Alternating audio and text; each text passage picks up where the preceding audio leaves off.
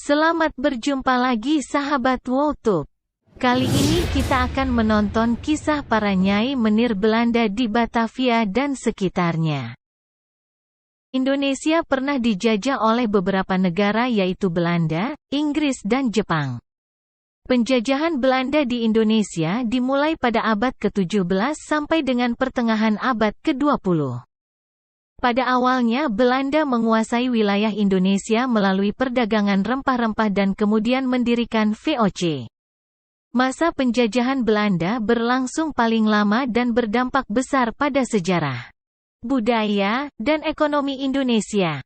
Video kali ini akan menyajikan nasib para nyai yang menjadi istri syah dan istri simpanan para menir Belanda. Di zaman Belanda, istilah nyai diberikan pada seorang perempuan pribumi atau orang Indonesia asli, yang menjadi selir atau istri non-resmi dari seorang pria Belanda. Istilah ini lebih umum digunakan pada abad ke-19 dan awal abad ke-20, terutama di kalangan masyarakat Indo yaitu keturunan campuran Belanda dengan Indonesia. Nyai biasanya ikut tinggal di rumah tangga pria Belanda dan menjadi ibu rumah tangga yang mengurus rumah dan anak-anak. Mereka memiliki status sosial yang lebih tinggi daripada pekerja rumah tangga pribumi lainnya, namun lebih rendah daripada istri resmi pria Belanda. Mereka seringkali memiliki hubungan yang rumit dengan pria Belanda tersebut dan anak-anak mereka, dengan dinamika kekuasaan dan ketergantungan yang kompleks. Istilah nyai dan fenomena hubungan seperti itu mencerminkan hierarki sosial dan kolonialisme yang ada pada masa penjajahan Belanda di Indonesia. Hubungan ini tidak hanya mencerminkan ketidaksetaraan gender, tetapi juga ketidaksetaraan rasial dan sosial yang ada pada saat itu. Seiring berjalannya waktu dan perubahan sosial di Indonesia, istilah nyai menjadi kurang umum digunakan dan konsepnya terus berubah. Namun, istilah tersebut masih dipakai dalam konteks sejarah dan budaya untuk merujuk pada fenomena hubungan antara orang Indonesia dan orang Belanda pada masa penjajahan Belanda di Indonesia. Pengertian istilah nyai di luar Batavia mempunyai makna yang berbeda. Kata nyai adalah istilah yang digunakan dalam budaya Jawa dan beberapa budaya di Indonesia untuk menyebut perempuan yang memiliki status sosial tertentu. Istilah ini sering digunakan untuk merujuk pada wanita Jawa yang menjadi istri kedua atau selir dari seorang priai atau bangsawan Jawa pada masa lampau. Penyebab munculnya sosok nyai di Batavia. Munculnya sosok nyai di Batavia pada masa lalu berkaitan dengan sejarah kolonialisme dan perdagangan di wilayah tersebut. Pada awal abad ke-17, Belanda mendirikan VOC di Batavia yang sekarang disebut Jakarta, untuk menguasai perdagangan rempah-rempah. Kedatangan Belanda ke Indonesia membawa banyak pegawai, tentara, dan pedagang Eropa ke Batavia. Hal ini menciptakan permintaan jasa dari perempuan setempat yang kemudian dikenal sebagai nyai meningkat secara drastis. VOC memberlakukan kebijakan monopoli perdagangan rempah-rempah di wilayahnya, sehingga banyak pria Eropa tinggal di Batavia untuk mengurus bisnis mereka. Pada waktu itu VOC melarang wanita Eropa menetap di Batavia, sehingga para pria Belanda terpaksa mencari hubungan dengan perempuan di Batavia. Para perempuan yang menjadi nyai biasanya berasal dari keluarga pribumi atau keturunan campuran. Mereka pada umumnya memiliki pengetahuan budaya lokal yang kaya dan biasanya dapat bergaul dengan bahasa Belanda. Hal ini membuat mereka menjadi perantara budaya dan bahasa antara pria Belanda dan masyarakat setempat. Meskipun hubungan dengan nyai tidak diakui secara resmi, para nyai memiliki status sosial yang lebih tinggi daripada perempuan biasa pada masa itu. Mereka sering mendapat pendidikan, kekayaan yang mapan, dan perlindungan dari pria Belanda yang mereka layani. Beberapa nyai bahkan menjadi pengusaha sukses atau mendirikan rumah hiburan yang terkenal di Batavia. Nasib para nyai di zaman Belanda. Nasib para nyai sangat bervariasi, tergantung pada konteks sosial, ekonomi, dan budaya di mana mereka hidup. Para nyai berada dalam posisi sosial yang ambigu karena mereka tidak diakui secara resmi sebagai istri atau pasangan resmi oleh masyarakat Eropa pada masa kolonial. Mereka seringkali menjadi gundik atau kekasih dari pria Belanda yang tinggal di Batavia. Meskipun beberapa nyai mendapat perlindungan, kekayaan, atau status tertentu dari pria Belanda yang mereka layani, mereka tetap menjadi bagian dari kelas sosial yang terpinggirkan. Beberapa nyai yang beruntung bisa mendapatkan akses pendidikan yang lebih baik daripada perempuan umum pada masa itu. Beberapa dari mereka dapat memanfaatkan pendidikan mereka untuk membuka bisnis atau menjadi pengusaha sukses, seperti mendirikan rumah bordil yang terkenal di Batavia. Namun, sebagian besar nyai terbatas dalam pekerjaan sebagai penari, penyanyi, atau pekerja seks komersial. Para nyai sering menghadapi diskriminasi dari masyarakat Eropa maupun masyarakat lokal.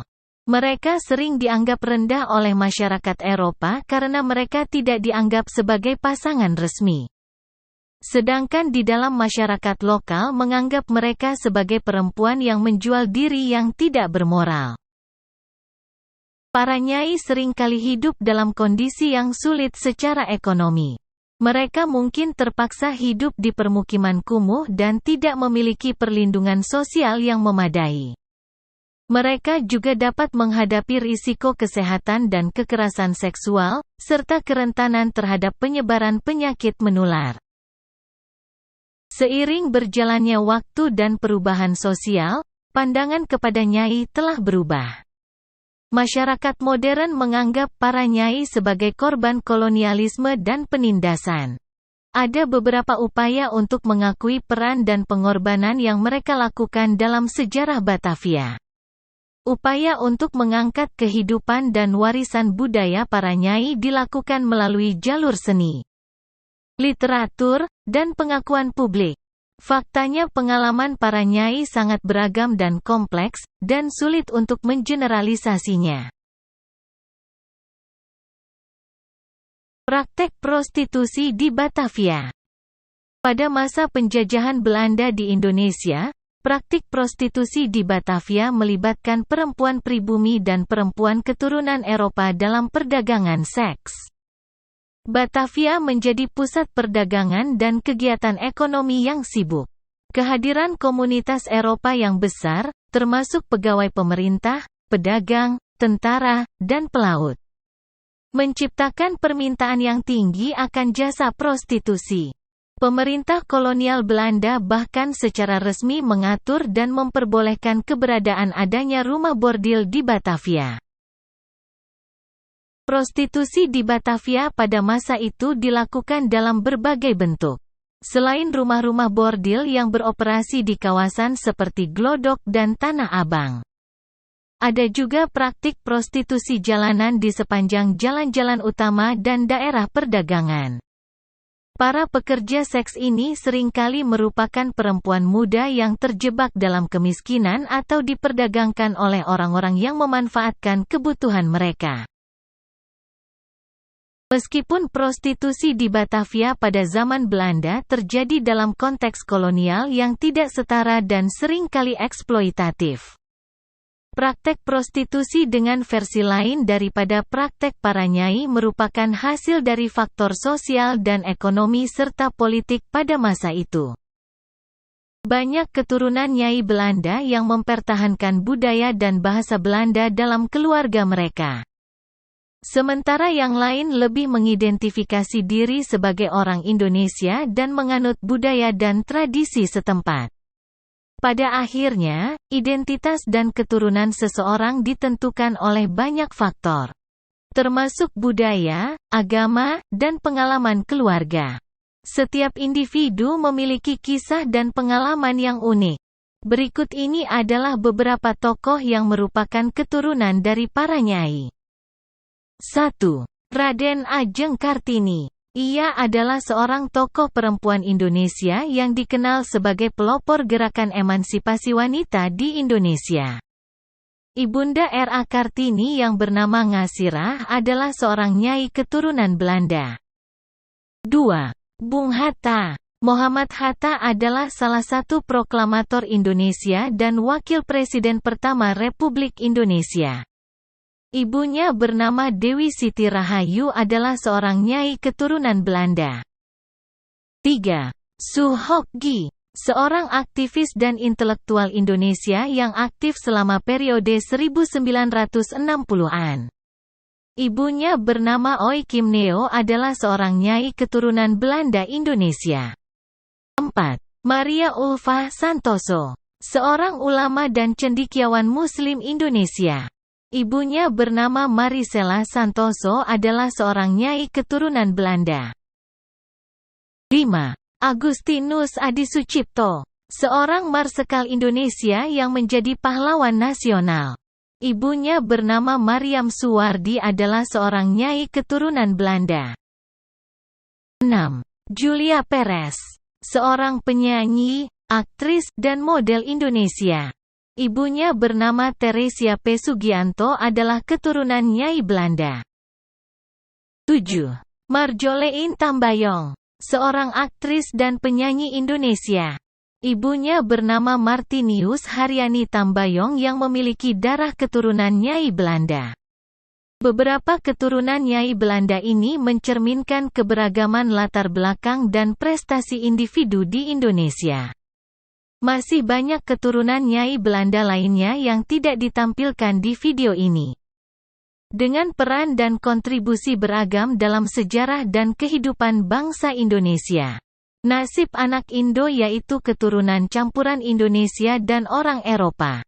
Di Batavia pada masa penjajahan Belanda dapat bervariasi tergantung pada faktor-faktor seperti status kelahiran, latar belakang keluarga, dan tingkat asimilasi dengan budaya Belanda. Beberapa anak Indo ada yang memiliki akses ke pendidikan Belanda yang lebih baik dan bisa mendapatkan pekerjaan di sektor administratif atau profesional. Meskipun ada beberapa anak Indo yang memperoleh manfaat sosial dan ekonomi, banyak juga yang menghadapi diskriminasi dan penindasan. Mereka sering menghadapi ketidaksetaraan dan stigma sosial karena status mereka sebagai keturunan campuran. Anak Indo seringkali dianggap tidak sepenuhnya berdarah Belanda oleh komunitas Eropa. Sementara di mata masyarakat pribumi, mereka dianggap sebagai masyarakat lain atau perantau.